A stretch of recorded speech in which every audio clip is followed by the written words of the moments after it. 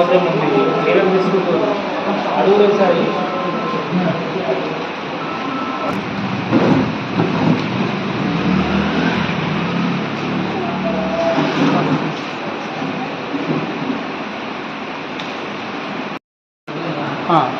Sir నా పేరు చేతావ జయరామ్. మా భార్య భర్తలకు లోన్ ఉంది సార్, 2 లక్షల రూపాయలు ఉంది సార్. అయితేనేమి ఖెతావత్ రుక్కిబాయి అని ఆధార్ కార్డులో ఉంది సార్. పాస్బుక్లో లంబాడి రుక్కిబాయి అని పడ్డది సార్. దాని గురించి నా అమౌంట్ ఆగిపోయింది సార్. 2 లక్షల రూపాయలు లోన్ ఉంది సార్ నాకు. అంటే నేను ఏ అగ్రికల్చర్ పోయినా అది సరి కావట్లేదు. ఇప్పుడు ఈ సార్ దగ్గరికి వచ్చాను. నేను మీ ద్వారాగా నేను తెలియజేస్తున్నాను సార్. నేను ఒక మాట్లాడుతున్నాను సార్, అందరికీ న్యాయ సమన్వయం చేయాలని, ఇటువంటి దానికి మీరు సరిగా స్పందించాలని నా యొక్క కోరిక సార్. ప్రతి రైతుకు ఇటువంటివి చాలా ఉన్నాయి సార్. ఉన్నా కానీ కరెక్ట్ 2 లక్షలే ఉంది సార్ నా అమౌంట్, నా భార్య భర్తలు ఇద్దరిది. కాబట్టి మీరు మాకు న్యాయం చేయగలరని మా యొక్క మనవి సార్. మైదారం గ్రామం, నసలాబాద్ మండల్. నా పేరు దర్శన్ సాయిలు, మైలారం.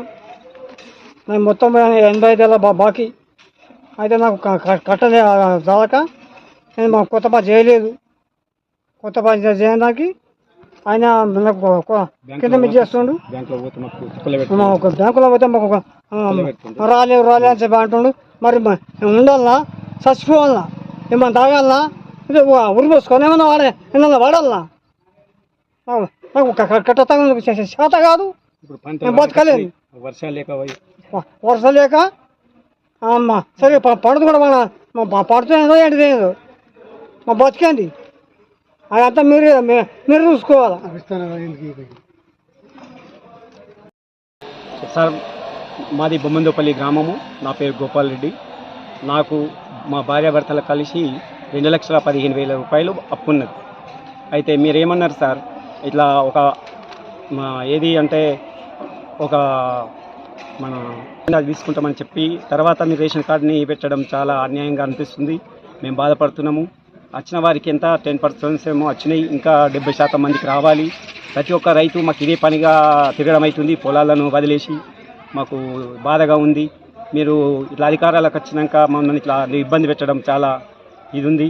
కాబట్టి ఇట్లా వేయకుండా చేయాలని మాకు విన్నవించుకుంటున్నాం. ఇటువంటి నిబంధన లేకుండా మీ అందరికీ రుణమాఫీ చేస్తానని వాగ్దానం చేశారు. ఇప్పుడేమో అన్ని నిబంధనలు పెడుతున్నాడు. మేము బ్యాంకు దగ్గరికి పోతే వాళ్ళేమో అది కట్టు, మీ ఇంట్రెస్ట్ ఎక్కువైంది, అదైంది, ఇదని మాకు చాలా ఇబ్బందికరంగా చేస్తున్నారు. మాకు మీరు న్యాయం చేయగలరని రేవంత్ రెడ్డి గారికి మేము విన్నవించుకుంటున్నాం. రైతులకు మనకు రుణమాఫీ కాక ఎమ్మెల్యేలకు, ఎంపీలకు, వాళ్ళ అధికారం ఉన్న వారికే రుణమాఫీ అవుతుంది. కావున మీరు వాళ్ళపైన చర్య తీసుకోగలరని మా యొక్క విన్నపం రైతుల యొక్క. నసరాబాద్ గ్రామము. నా పేరు యాదగిరి గౌడ్. ఇండియన్ ఓవర్సీస్ బ్యాంకులో నాది 1,00,000 రూపాయలు బాకీ ఉంది. అయితే అగ్రికల్చర్ ఆఫీసర్కి అడిగితే ఏమంటున్నాడంటే బ్యాంకు లోపం వల్ల నీకు మాఫీ రాలేకపోయిందని అంటున్నారు. బ్యాంకు వాళ్ళ దగ్గరికి పోతేనేమో బ్యాంకు వాళ్ళు ఐఓబి బ్యాంకు వాళ్ళు ఏమో వాళ్ళు సరైన సమాధానం చెప్తలేరు మాకు రుణమాఫీ గురించి.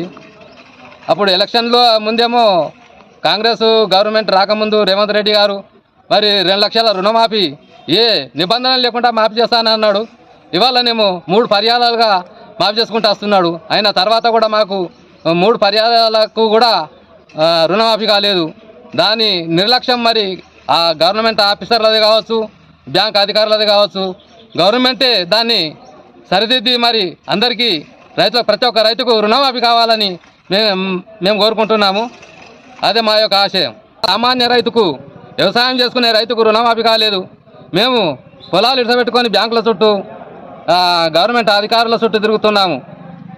ఈ గవర్నమెంట్ అధికారులకు సంబంధించిన వ్యక్తులకు మరి ఎమ్మెల్యేలకు స్పీకర్లకు వారికే వాళ్ళకు సంబంధించిన వ్యక్తులకే రుణమాఫీ అయింది. సామాన్య రైతుకు ఇవాళ రుణమాఫీ కాలేదు. దాని గురించి మీరు చర్య తీసుకోవాలని మా యొక్క మనవి. నా పేరు కే గోపాల్ అండి. అగ్రికల్చర్ ఎక్స్టెన్షన్ ఆఫీసర్గా నసరురాబాద్ క్లస్టర్లో జాయిన్ అవ్వడం జరిగింది. అయితే ఇక్కడ రైతులు మనకి ఏంటంటే వివిధ కారణాలతో రైతులు మన దగ్గర రావడం జరుగుతుంది.